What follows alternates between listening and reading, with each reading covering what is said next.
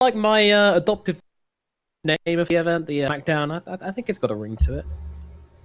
Yeah, sounds good. I mean, Cool. what's wrong with OGA, DOTA, Pit, NA slash yeah, SA. LATAM Yeah, region? it's and it just lacks a little bit of pizzazz, you know. I mean, I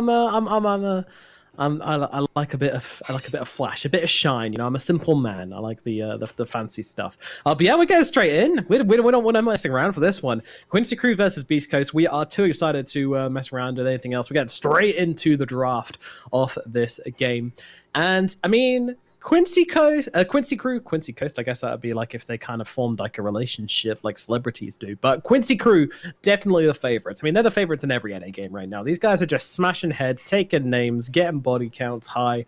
But if there's ever a time to take a game off them, I think it might be now. And Beast Coast are definitely a team which I can see doing it to them if the right Beast Coast turns up. I mean, we've seen many different variations of Beast Coast turn up to many different tournaments, so it will remain to be seen. But new patch, maybe you catch Quincy Crew at their weakest point and see if you can bring those guys down. Yeah, do you agree? Yeah, for sure. I mean, Beast Coast is actually a really good team, and there are times where they just straight up 2-0 crush other North American teams too. So I'm interested to see how this series goes. That's for sure. There is something to mention. There is a stand-in on the side of Beast Coast. They don't have their Mm-hmm. carry player. Tomato will be playing instead. Um, so that's gonna hurt because that guy is like one of the best carries in North America, um, Mr. Hector. So Yeah, that's yeah. a pretty big loss for Beast Coast, that's for sure. But Tomato, he's been around for a while. He knows how to play. He plays carry a lot. So we'll see how he meshes in with Beast Coast playstyle because Beast Coast is a very, very aggressive team when they want to be. So Quincy Crew in this draft, it looks like they're banning out that Enchantress and the Grandma. So the Grandma ban makes me think they want Phoenix. Normally, whenever that hero gets banned out, I'm always thinking that Phoenix is like the choice of hero for these teams. And then for Beast Coast, they ban out the Clinks. Obviously, we've seen Clinks so freaking disgustingly strong currently. Yeah. And they also ban out the Mirana. Mirana is a hero that few players on Quincy Crew can play. It's a very good flex hero, especially MSS. He's such a beast on that hero. I'm not surprised whatsoever. But it looks like they really don't know what they're picking here. They're gone into the reserve time on the first pick.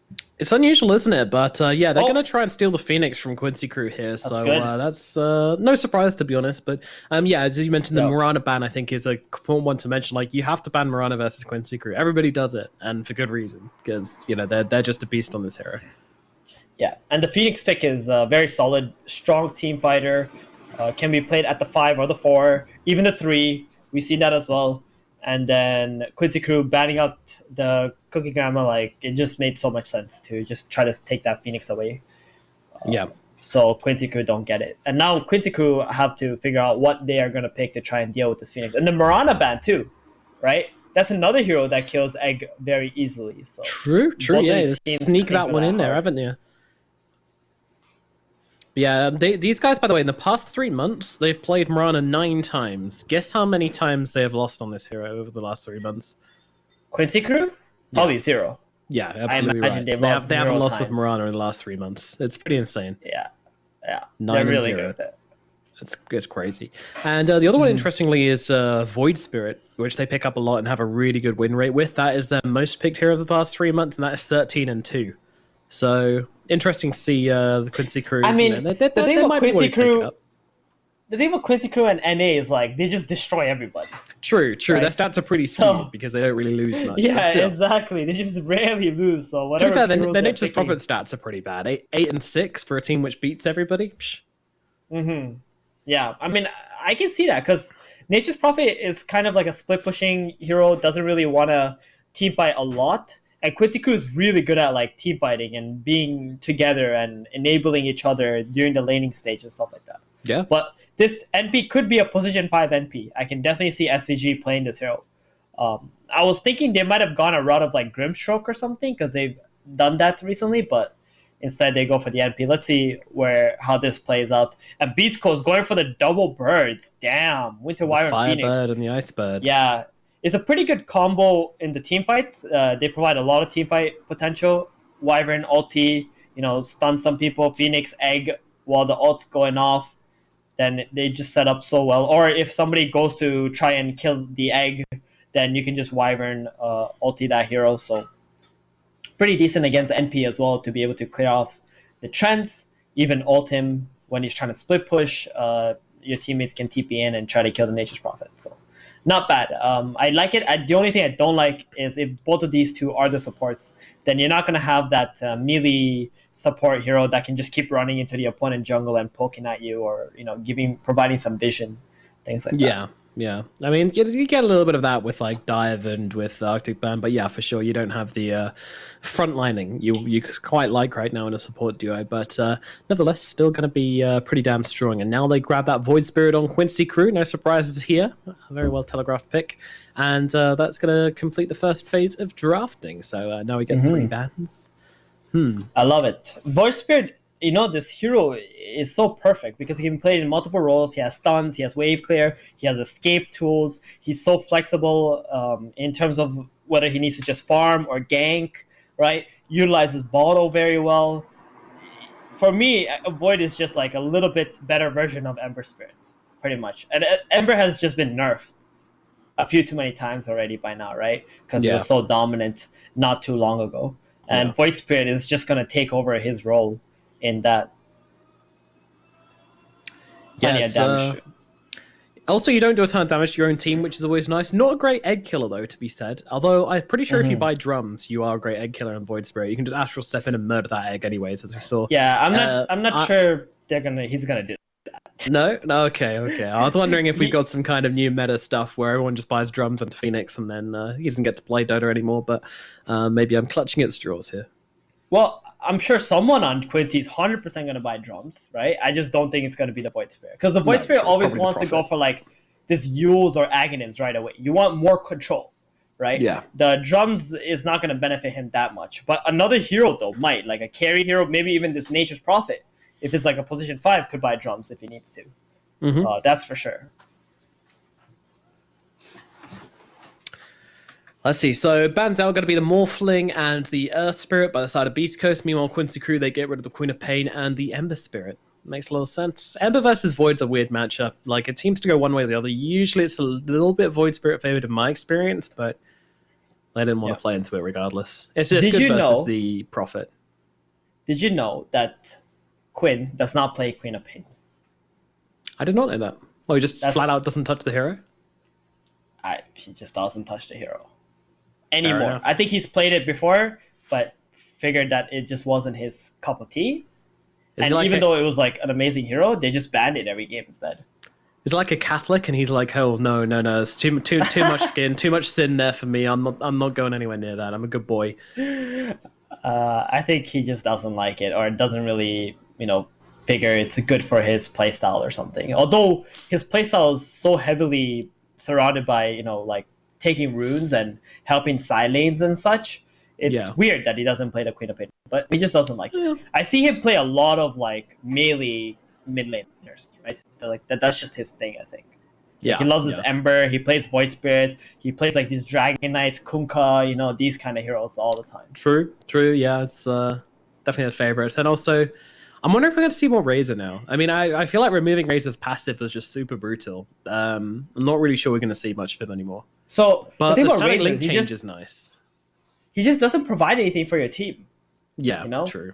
Like, even if you do get a link and you win a lane because of it, at some point you're going to get a link, you're going to chase someone, and you're going to be out of position because somebody's going to TP to your lane and going to kill you. They're going to counter gank you, right? So, for those reasons, it's just so hard to utilize Razor, because 1 or 2 deaths on that hero, it just puts you back so much. And he has no way to escape either from fights. He's like a hero that just commits and just keeps on committing. Earthshaker. So that's going to be MSS's hero. Sure. Actually, I've seen... how do you say his name? Lelis? Lelis? Okay. Lelis. People said Leslao, Lelis. Okay, so... Oh, yeah, there's a lot of different pronunciations. I'm sure we're doing it wrong, but, we're Western audience, and hopefully people won't get too annoyed. Yeah, we'll get it. We'll get it soon. Anyway, so Lelis, I've also seen him play Earthshaker, but this hero is, for me, is one of the most stable, consistent heroes in Dota, and Quincy crew like love playing this hero to just like block off the off lane, enable their off laner the best that they can, get some good rotations on Quinn a little bit with his lane, and MSS is just going to play this so beautifully, and you can it's such a treat watching him play a lot of these position 4 heroes like Earthshaker, for example. And Beast Coast going for the Nyx Assassin. So that's a good catch hero against Void Spirit and NP. You can get good spike carapaces off. And not that bad against Earthshaker as well. But a lot of the heroes Beast Coast is picking right now is very slow. They have a good team fight, but they're not actually lane-winning heroes. And when you play against Quincy crew and you don't have some heroes who can, do well in lanes, you're oftentimes going to get run over by this team. Because this team values winning lanes more than anything else. Yeah, they're kind of setting the meta for the rest of NA, I feel like, for the rest of America's region. Like, the way they play, everyone else kind of seems to try and follow in the footsteps off. And yeah, they've been very lane focused and not super team fight focused, but more just kind of playing the lanes, trying to make sure their rich heroes are even richer than the enemy's rich heroes. And basically just, ganking, fighting, and then finding that one big team fight to end the game on. That seems to be the Quincy crew MO, and everyone else seems to have a sense to send ripples through the scene, which everyone else seems to mimic. Well, they still have some team fight, but not all in on team fight, right? Yeah. Where, for example, in this game, they got that one Earthshaker. That one Earthshaker is going to provide them plenty of disables and ways to, engage and disengage from fights. So that alone will help out Quincy crew in that team fight department. Void Spirit also a pretty decent team fighter, but their main focus is still to just win lanes, snowball from that, take towers, take over opponent jungle, keep on snowballing, keep on building up your lead, and then eventually they get some Aegis, you get 2 or 3 pickups, and your opponent is just such a big net worth deficit already by then. Yeah, absolutely. Monkey King going to come out from Beast Coast, a Chris Luck favorite, that's for sure. So no big surprise to see him being played. And there's some nice buffs for this hero as well in the last patch. I like it. I actually do like Monkey King here too, because it provides them with this good matchup against Voice Spirit in the mid lane. And also, if he wants to play in the safe lane, it's not that bad either. If NP decides to be the off laner this game, I don't think it's that good against Monkey anymore, because Monkey has higher armor, right? He's starting off with 3 more armor, and Winter Wyvern has plenty slow for that lane too, if they decide to lane together. And throughout the game, Monkey will be another good team fighting hero. So Beast Coast, they're not too focused on lanes as much as Quincy is, I would say, but they have such strong team fight where if Quincy do take team fights that they shouldn't, Beast Coast might just get so far ahead, Quincy may not be able to fight them again. I think that's the, definitely going to be the game plan here. Just run them over and don't let them get back up again. Brave strategy, though, as they run. Dangerously, they're on reserve time, but do end up picking up that banning out the Underlord. Very popular hero right solid now. Ban. And I like the ban because it would have been a lot of auras, right, for Quincy crew, which are actually missing, unless the NP is the offlaner and buys auras. Yeah. Yeah, I imagine NP is going to be offlane, right? Void Spirit mid, NP offlane. Yeah. They're going to wait and see the last pick. So if the last pick is not good against the NP offlane, then they'll put the NP offlane, right? But if they can pick a better hero, faces Void. Okay, more team fight. Oh my goodness. Jesus. This is crazy. But they're actually lacking a lot of lane shoving abilities. Winter Wyvern is pretty much the only hero who can push out lanes safely, I would say, without having the fear of an Earthshaker or a Nature's Prophet just TPing in, or Echo Slam or something coming and killing him off. Faces Void, it just feels like too long of a cooldown, right? Against Quincy crew's lineup. It does feel slow. Yeah, I'll say that much. It does feel slow. You're kind of relying on this Monkey King to have an amazing laning phase, and so that he can carry this game long enough for the Face of Void to come online. And now they go Earth from the side of Quincy crew, and this tempo is going to be really fast from Quincy crew. These lanes look very good as well. I'm a little bit worried. This is your egg killer as well. The first pick Phoenix countered by the final pick Ursa. It's pretty spicy stuff. That hurts. And Ursa Ogre Magi is such a strong, deadly lane as well. As we well know. Completely negating the need to overpower and just giving you that bloodlust instead, the ability to chase Spirit down, really potent. Man, this is looking like a really good draft from Quincy crew. I do see ways in which Beast Coast can take it, but I mean, just from previous performances and how well Quincy crew are playing right now, this just feels like one of those drafts are just going to absolutely slam dunk Beast Coast with. Yeah, I think so. Dude, that Faces Void looks badass. His set, at least. Don't say it. The That's viewers for sure. can't see it yet. Your TV's Damn, in them. bro. Sorry, viewers. I didn't mean to do that. But yeah, this game, like, I actually really dig Quincy Crew. I feel like they're gonna play so freaking fast in this game, and the way that Beast Coast need to have a chance to stabilize themselves is they got to get that one big team fight under one of their wards, where they see the whole fight, and this Faces Void with like some juicy Chrono, Phoenix ulti, Monkey ulti inside the Chrono, something like that. You know, kill off a couple of heroes, and if they can do that, they can probably get ahead. But as of right now, I feel like Quincy Crew's laning is just going to be far superior. The only liability is his voice spirit mid against Monkey, right? But I'm pretty sure Quinn has played against a bunch of Monkey Kings in his lifetime. He's going to know how to figure this lane out. He most certainly is, yeah. I mean, to be fair though, Monkey King's probably played against a lot of Void Spirits as well, you know? Like, Grislock is a really keen Monkey King player, so I think this one goes both ways. We're going to be seeing both of these players at the top of their game, and I think it's going to be interesting to see who comes out on top in this lane. I would usually give the edge to Monkey King, honestly. Like, I feel like he can do okay, you know? The physical resist from the Resonant Pulse is pretty big, but yeah, I'm not sure.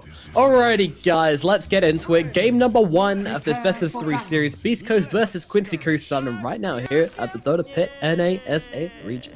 And yeah, I mean, I think it's kind of, I'm going to go like 60-40 Quincy Crew.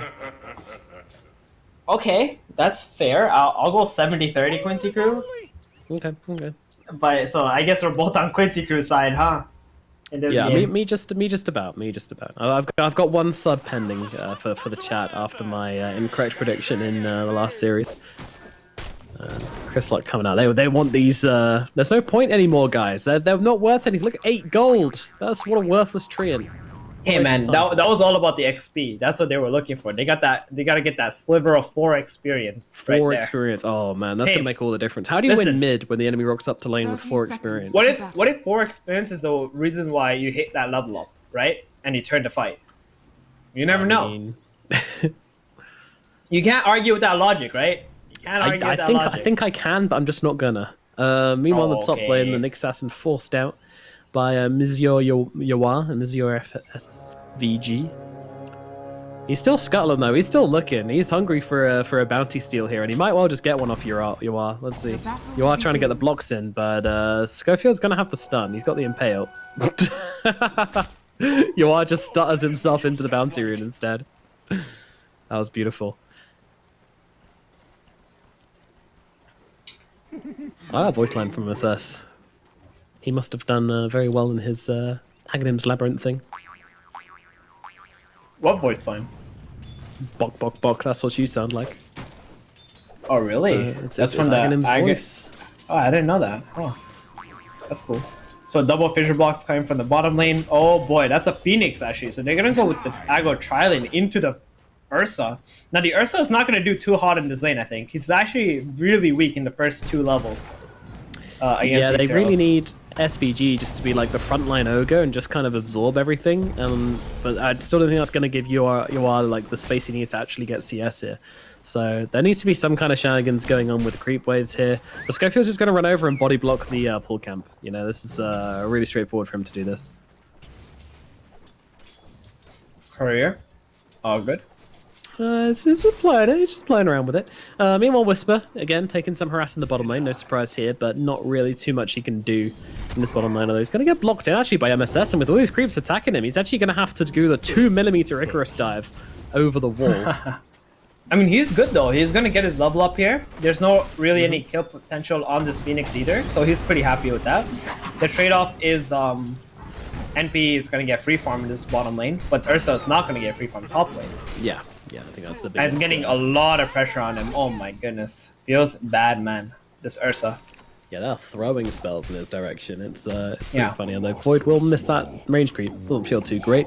Let's have a look over towards mid, as this is a very interesting matchup. Chris Luck against 6 Quinn. armor. 6 armor Monkey King. Oh my god. That's damn scary. Yeah, that is pretty terrifying. Quinn only at 3. And Chris Luck happy just kind of beat him in right now. And yeah, this Void's first like, well, this guy's not really taking any damage, but at least when I get some magic damage, I'll be able to kill him, right, guys? Not too sure. We'll see. Man, Chris Yeah, Luck's he's still gonna got do his very as well. well, dude. He's not taking any damage in this lane. He won't be for a long time. This armor buff is actually insane. You really can't actually trade with Monkey King, I think. It's very, very difficult. You know, top lane SVG finding couriers, finds avoids courier just by rocking up behind him. I mean, this is the thing, like, the Ogre Magi can actually still do stuff in this lane, which is kind of funny. Like, he's so tanky that he can just waddle behind everybody and go and kill their couriers, and he can just kind of trade. Ogre's such a nonsense hero. Unfortunately, the man. It's that level 1 power spike, you know? Yep. they're gonna try and kill him here though. Let's see. 7 armor, 14.1 health regen with the tango, not on your life. He's straight up back under the tower. Yeah, it looks like MSS just wants to get a little bit more XP and then he's gonna dish his bottom lane. Because he doesn't feel obviously very comfortable staying here, right? Just fighting off like 1 Phoenix on his own. But the Phoenix has 3 lasses versus the NP's 15. Once the NP has like this power trust, this Phoenix can't even lane. It's gonna just lose every single creep. And then at that point, MSS can just roam. But right now, like on the mid lane, if he takes a look, the monkey's at full HP with 8 armor. You know, he's got his first base man, he got 8 armor. Oh, Mr. gets first blood by killing Schofield though, yeah. Running down that Nick's assassin. Dude, this is actually insane. They got like the same level of lasses against this tri-lane, Mr. Ursa. Yeah, I don't really and he got first blood now. Yeah. I really don't. I mean, he's now getting a little bit more under the tower, but Ursa can get himself a range creep, so all's well. Look at SPG. He's just got 0. Is he really going for this? Is he really going for this? Oh my god. SPG kills the Wyvern under the tower. The second kill up for the top lane. What the hell? Yeah. And Quinn actually gets a haste rune. This is what you call Quinn rune luck right here. The 50-50. He won it. Bottles up a haste. Now he actually can't die to the Monkey King anyway. Bottom lane. Oh, Whisper. Yeah. The thing is, he's got 8 and 1, but I'm fairly sure Lilith has just been pity feeding him these treants, which give 8 gold, so... He's a very... I mean, look at his net worth. He's got 800 net worth right now. Feels bad, that's for sure. I mean, right now, they're losing lanes super hard on the 2 slide lanes, especially. Sorry, just to reiterate, the Venus has gained 200 gold since leaving the base. Yikes, that can't be good. It's not. It's not, Thief. Dude, it's not good at all. He's got a Quelly Blade now, too. I mean, it's good against NP anyway, but it also gives him some extra damage. At least Quinn's kind of having trouble in the middle lane. I say that. He's not even having trouble. Like, he's losing the trades, but he's still last hitting absolutely fine. He's a pretty... And that haste rune did give him the ability to escape from the monkey that one time just earlier. SVG could be in a spot of bother, but no, just kidding. He's fine. This ogre's not dying this game, I don't think. Absolute monster truck of a hero right now. And you are? He's just fighting 1v2. No worries. SVG's going to come in, give him the backup he needs to kill Stinger's just straight up dead. He's trying to turn around with the Arctic Burn. That's just not happening, my friend. You are out of here. Another kill going their way. Quincy crew have just destroyed this laning phase, man. Dude, I don't know, man. They need to like pull the lane back in favor, like in the first two waves, so that they can zone out the Ursa and the Ogre, and they just failed to do that. And this Ursa is like literally free farm now. It's unbelievable. They want to lane 3 versus 2 with Ursa, Ogre. Like, it's crazy. SVG looking over towards Stinger here, and he's like, well, you know, I don't really care about him. Meanwhile, we've got Chris Luck heading towards the Illusion Rune here, but actually MSS is here as well. He does manage to dodge out at least a bit of damage, but I think Chris Luck could be in some real trouble here. Simulate comes through, there's the damage, there's the kill, they've got enough. That was so much damage there. That was really nice. Yep. Also, I want to mention, like, MSS is helping, you know, Quinn quite a lot, right? Securing the bottom rune. He's also, like, stacking the small cap every time, too. So it's giving the mid lane a little bit more. It's just so nice. And now that they killed the monkey middle, he's just rotating his way to top lane. This Void is going to be the next target. If he leaps out, he's so dead right here. Boom. Yeah, he already used a Time Walk, and there's a beautiful fissure coming out from MSS, and that's another kill going the way of Quincy crew now. 6-0 with a 3k gold advantage at 7 minutes into the game. Some desperate changes need to be made in this Beast Coast game so far. It is not going well. Yeah, I mean, the only person who can actually make a play is the Monkey King. And the Faceless Void is so far behind, he just gotta try to farm up. But where is he gonna go though? Can 9 Fury swipes, 0 Fury swipes, because you can't be Fury swiped when you're dead. Notice the casual ringer region on Yawar too. It's very nice. A little bit of extra HP. I've seen a lot of carry players do this now. Where they just buy casual ringer regions and just sell them off later. Makes sense. So nice. Like oh, mid lane Quinn. Is he gonna make a play here? Oh, he is. Earthshaker's on he the way. wants him. This Chris Luck is not that healthy, and Quinn's gonna play around with him now, just dumping his spells into him. Chris Luck fails to get the dodge, and he just gets solo killed by Quinn in mid. He is being taken to Dota school at this point, Chris Luck. Oh dearie me. Bottom lane, Lelis on the run from Whisper and Schofield, but it's not a particularly threatening duo here as Lelis just calmly trots himself away. Radiant's middle tower is under attack. Damn, this is looking so rough. This 4K gold advantage, dude, is 8 minutes in. It's like they're playing against people who are, I don't know, 3,000 MMR less than them or something. Yep. Actually crazy. Mid lane. No, okay. Can they have? Chris no, Luck, they can't do he anything. gets the Jingo off now, so yeah, he's nice and safe, but yeah, no kill potential. This Faceless Void is not even level 6 yet. Radiant's top Mr. Tomato. Yawar's almost level 8. Yikes.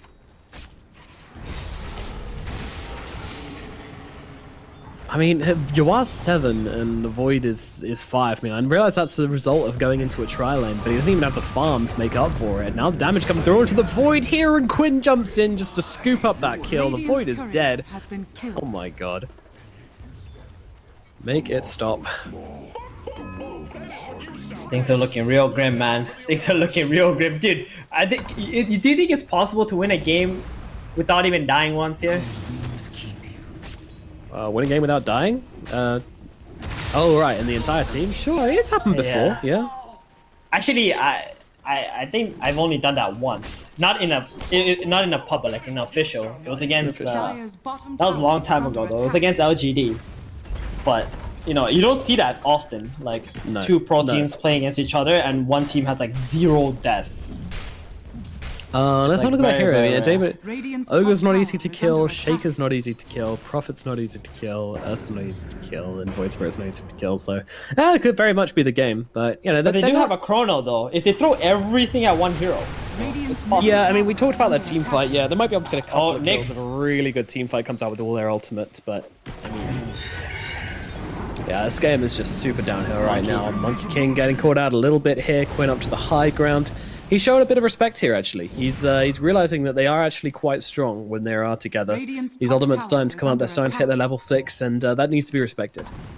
You know who's on the way? Yawar with an Invis rune. He wants to battle. Nah, he wants to battle Fury, my dude. You're mistaken. He's coming back to the lane and grabbing that fight. Yeah, he wants that battle Fury, for sure, for sure. Makes then we all want to battle. sense. And they don't even have a tower yet on the side of Quincy crew. They just built up all that lead through just sheer, you know, laning. Okay, SVG, you are dead, he's gonna break it. He's gonna break it here. Yeah, getting beaten in by the Faceless Void, and Whisper gets the kill with burn damage. All right, first kill on the board for Beast Coast. Let's go, boys. Good stuff, good stuff. I mean, where do they make a play now on the side of Quincy crew? The laning stage is pretty much over at this point, and they do want to take some objective. Bottom tower has like 700 HP. It looks like Nature's Prophet is getting jumped here. Oh boy. Oh boy. I don't think he's making it out. Those trees aren't the best I've ever seen, and with the Jingu strike and the Boundless strike and the Sunray as well. Yikes. That's a dead Lelis. Nicely done. You know what? I think Beast Coast is coming back here. They're gonna make their comeback right now. They're gonna start killing people one by one. Oh, dark. Mr. Mid. Slam Tomato. in the middle lane. Yep. See you later, Mr. Tomato. Caught out in mid by MSS. And that wasn't even Blink Dagger. He just walked up to him and slammed him. I want to say Mr. Tomato. I mean, I want to say Mr. Tomato in the mid lane, and then I said Mr. Mid. Mr. Mid, yeah, not today. He's not. Not today. SVG might be seen here, but it's a tricky old hero to bring down. They do have a percentage-based damage at the Sunray if they want to use it, but the Phoenix are taking too much damage from this. They even dropped the ultimate. Egg mana. No egg mana. Middle tower Oh, is just under dead. attack. He died. Oh, he had mana at the end. Ignite. Bring him down. He did manage to get the egg mana just in time at the end here. Now, well, in comes Tomato looking for a target. SVG is going to be that target, but he's going to get killed off by Chris Luck anyway. Maybe they can look towards something else. The Chrono is available, but they don't want to drop it for nobody.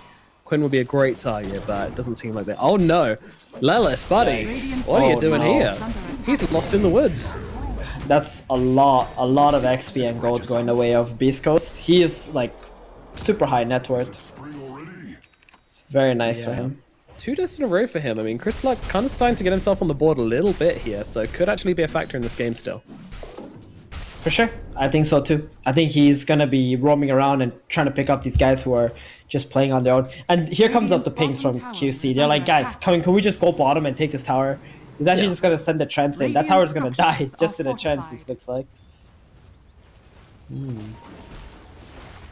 Quinn has a DD as well, so he's a bit of a beast. They're looking over towards Whisper here. Oh my god, all could finish off on Lelis here. Yeah, they catch him in with the Remnant, and yeah, I mean, this guy's just dead. He's absolutely toast. Nice try at a steal from MSS there, trying to get that all-important Blink Dagger gold, but unfortunately has just missed out on the kill eventually. You are at top. He's got his Battle Fury coming out to him now in the Courier. That's going to be a 14-minute Battle Fury for him. Pretty insane. It really is.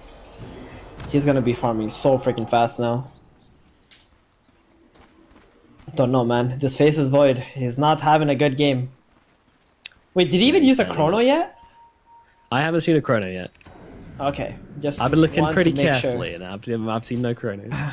Yeah, I got 0 Chronos as of right now, so he doesn't feel comfortable actually just farming like this because he wants to use the Chrono, kill someone, put it on cooldown, and then go farm, you know? That's the most ideal way to play with faces like. But he's definitely feeling extremely uncomfortable. He's 0-3. Yo, Void Spirit caught out here. This is fairly nice. He can drop Chrono, does do so.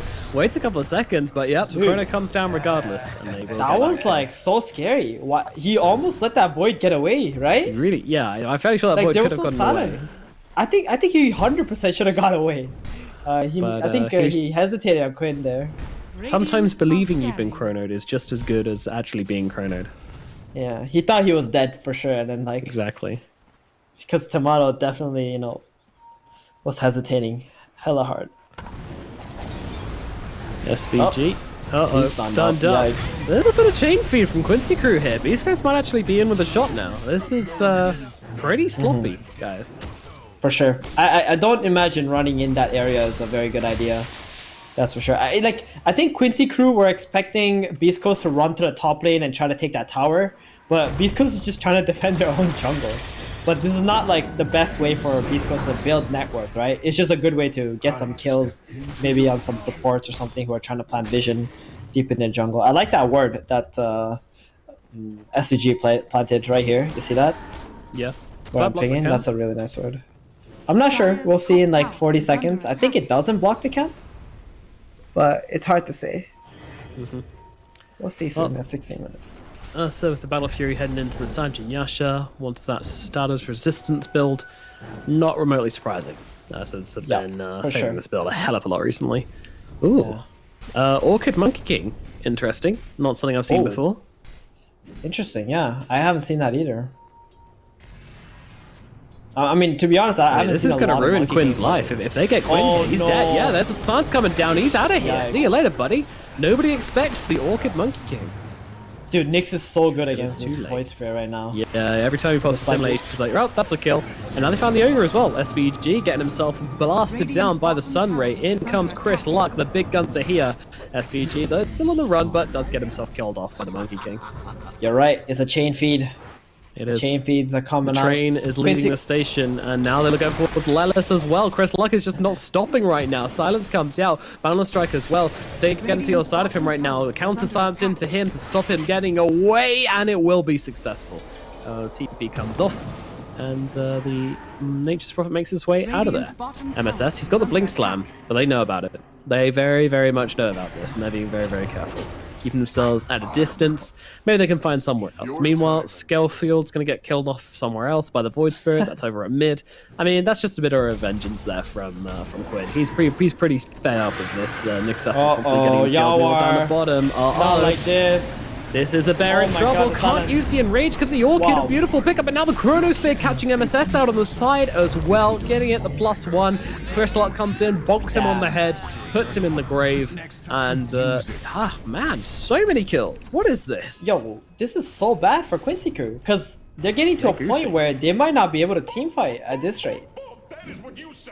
Like the way that Quincy crew play, they are very spread thin on the map, right? Now, Nature's Prophet is supposed to like help with that because he can just play on his own on one side of the map and just TP to the team. But it feels like Quincy crew are just not playing together with the other heroes. Like Void Spirit is on his own, Ursa's on his own. You know, Shaker and Ogre are trying to help one of those heroes, but it's just not working out. Oh, Void though, yikes! That Orchid. Yeah, this is the Void Orchid Spirit. reveal from Quinn here as well. So there's a lot of Orchids this game. We currently have 3 Orchids at 17 minutes into the game, which I'm not sure is something I've seen before. Pretty interesting. But also going back for the Battle Fury. this Orchid? game. Oh, okay. I don't know how I feel about that. He might need the Manta first, don't you think? Because of 2 Bit of Orchids. a U-turn. I don't know, man. We'll see. Yeah, he needs that Manta first. But because he brought the broadsword, he feels like he needs to commit to the Battle Fury. Can't Ursa you just all gonna go take Axe the this rush. game though? That's what I'm thinking. Like about the Ursa. Axe? Yeah, man. It seems pretty amazing, right? Like you can burst through the Orchid, and you can drop it inside a Chrono as well, and inside of the. Wait, Wyvern who? ulti. On Ursa? You said? On Ursa, yeah. Oh, Axe on Ursa? No, it doesn't work through silence. It only works through stuns. Through stuns? Okay, what about Chrono? No, it doesn't work. I Chris think. Lux really nearly dead. They're going to try this to finish him off. combo. MSS does jump The in egg. and gets him with the slam. Meanwhile, the egg comes down. They're trying to take care of it, but they won't be able to do so. Schofield comes in and protects the egg.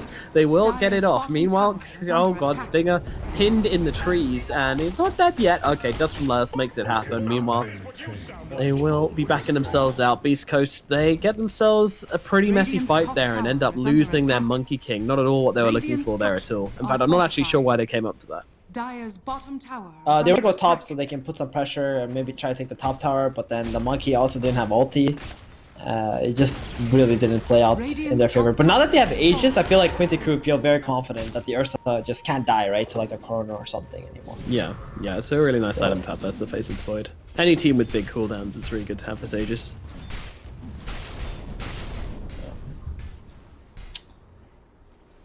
So they do have a Yules on the Phoenix. Nyx is also going for the Yules. That's going to be really nice against Ursa. It's also going to be nice against anybody who tries to hit the egg, which is very good.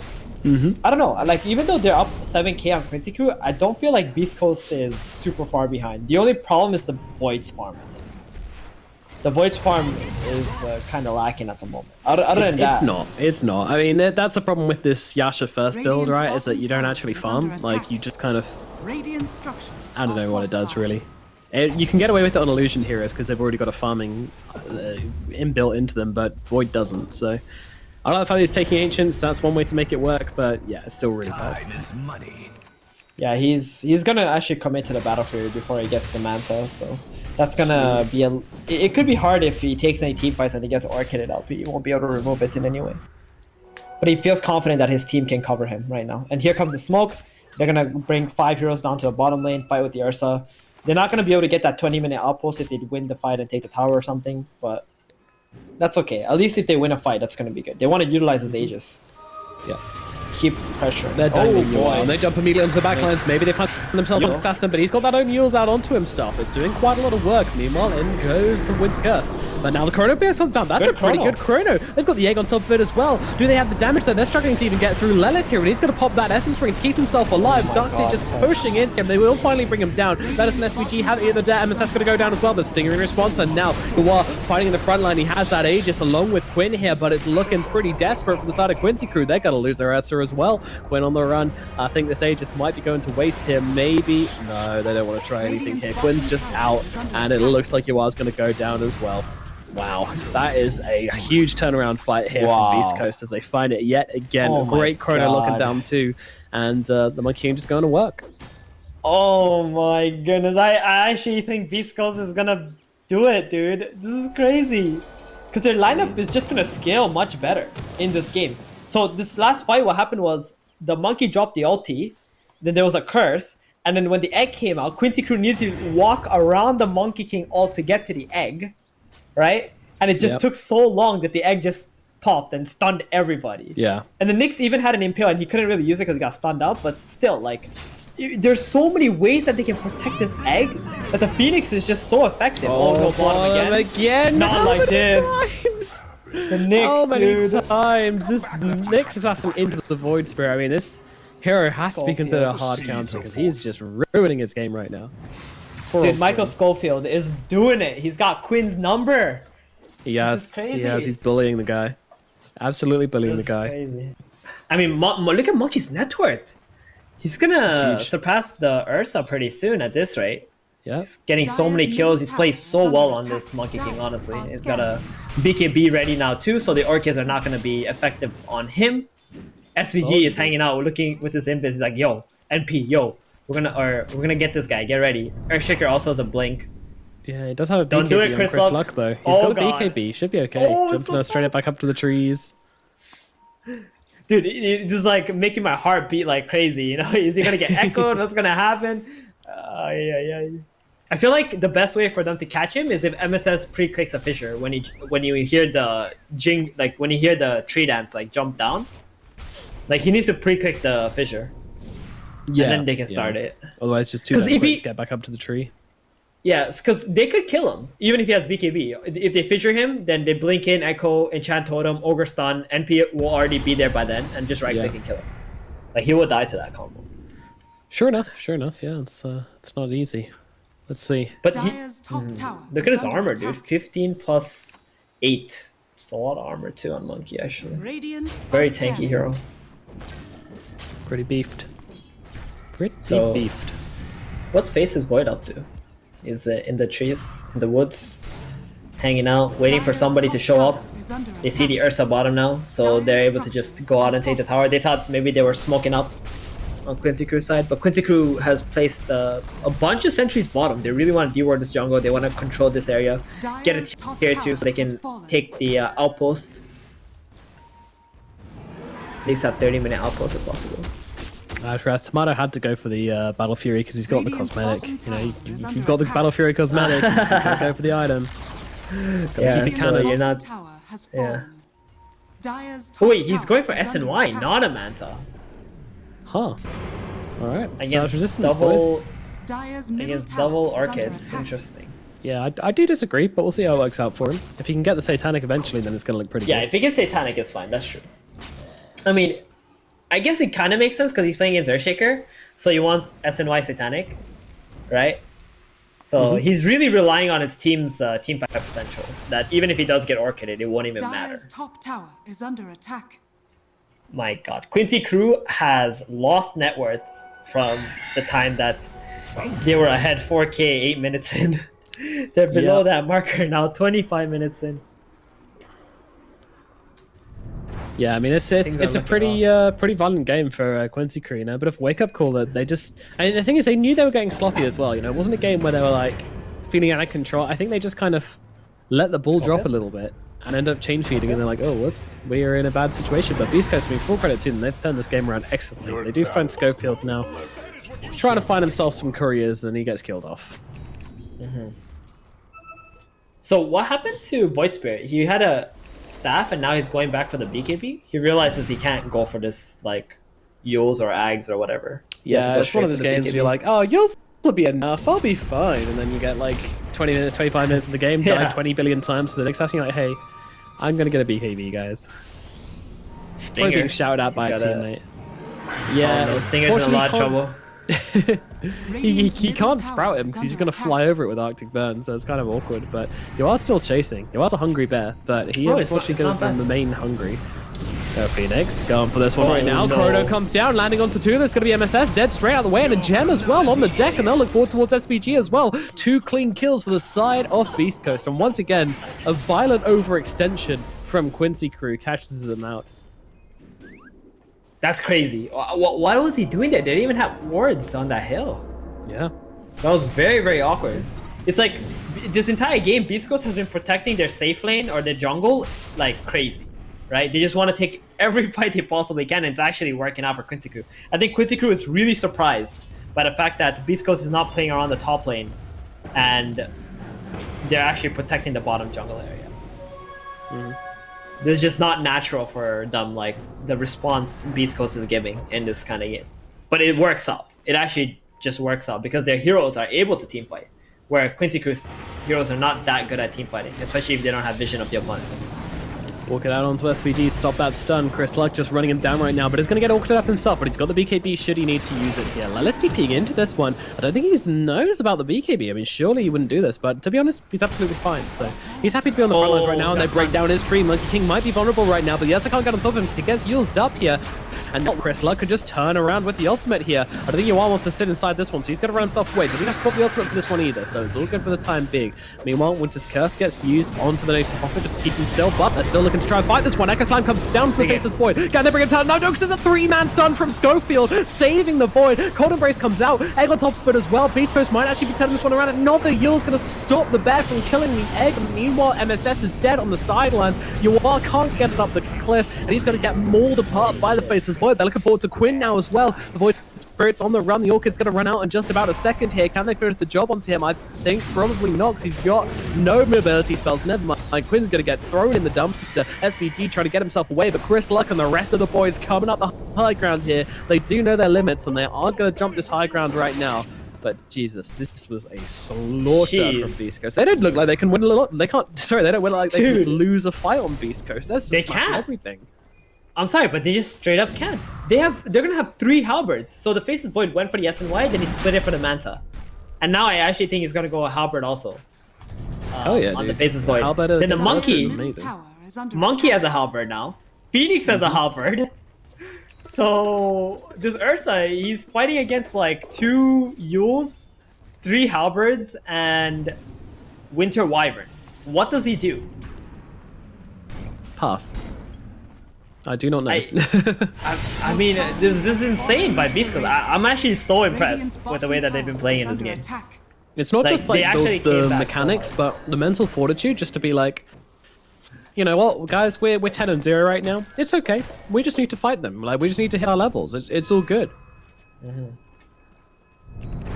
the Void's back. This Battle Fury build worked out for him. You know, like the 21 minute Battle Fury or whatever. But now he's just been farming his little pants off, and he's well and truly back in the game now. Yeah.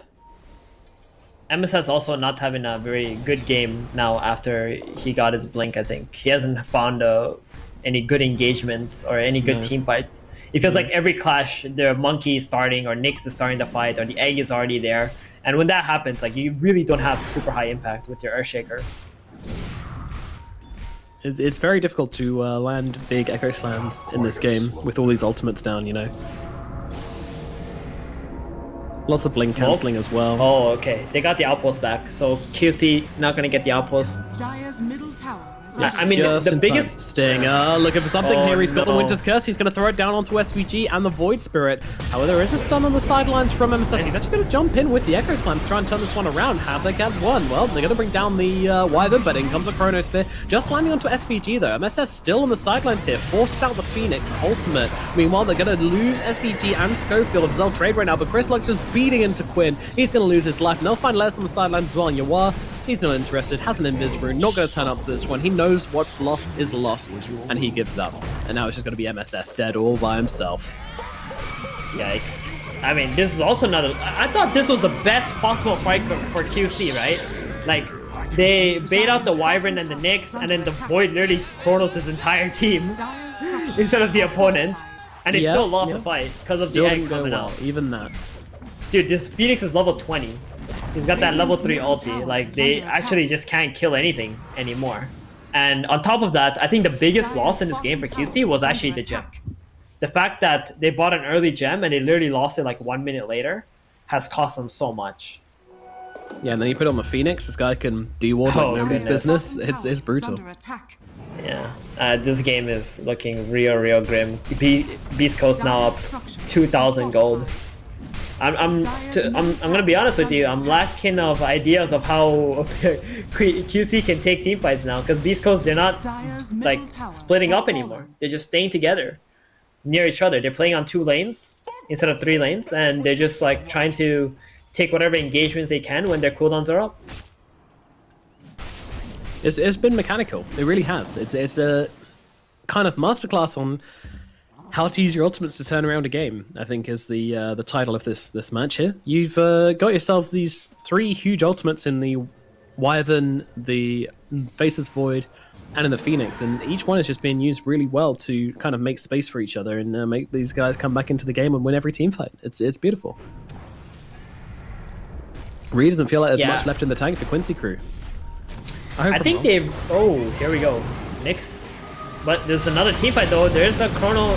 He's got an Aeon disc, dude. He's so farmed on the Nyx assassin. Yikes. They can't bring him down. Void Spirit with his BKB. Winter's cursed up, so the whole duration is wasted. He might be able to get himself a kill onto... No, can't even kill off Stinger. The God Embrace keeps him alive. They'll turn it around. The Void Spirit is dead. Quinn out of the fight. Being one of the front lines, BKB pop from the air. Surasa trying to find himself the target, but once again just being kited to all hell and back. He's trying to take down the Supernova. Does he have the damage to bring it down to the attack speed? He certainly does, but now he finds himself stuck inside a maze of monkeys, and he's still get beaten in by the Faceless Void and the Monkey King. Another look over towards the front line of the fight. They've lost Loire. They've lost their poor old mid laner as well, as Quinn is dead, and now the Chronosphere comes out, and this should mean an end to Lelis here, but they don't have that much damage. Oh, never mind. Chrysalis comes in from the side, and that gives them all the damage they need, and it is going to be a 5-man wipe, an ultra kill for Tomado here, as they manage to take down every single member of the side of Quincy crew. Absolutely phenomenal. Dire's top tower That was sick. I don't know. All I'm gonna say is next game I expect a Phoenix ban or a first pick Phoenix by QC. Yep. I can't even. Oh, G. There we go. G teases for the first one. The second one does come out. They're just gonna go next. Beast Coast, the first team in a very long time to take a game of Quincy crew. Wow, that was a masterclass. They went from having a 4,000 gold lead at 8 minutes or 6,000 gold lead at like 11 minutes or something, to losing the game at 33. To be honest, I'm gonna say QC, like, they really underestimated Beast Coast fighting abilities early on, or catching abilities. I felt like this Nature's Prophet, if he just split pushed the top lane on his own, and then 4 of QC heroes were playing bottom with their net worth advantage and their small items that they already picked up first, it would have been much better. But because the 3 cores were also split up and playing on their own, and then the Ogre and Earthshaker are like trying to invade the jungle and do something, they just kept dying one by one. Yeah, because of that. Yeah, it was really problematic. I think Quincy crew kind of so far. I mean, can we have a look at the graph here, the net worth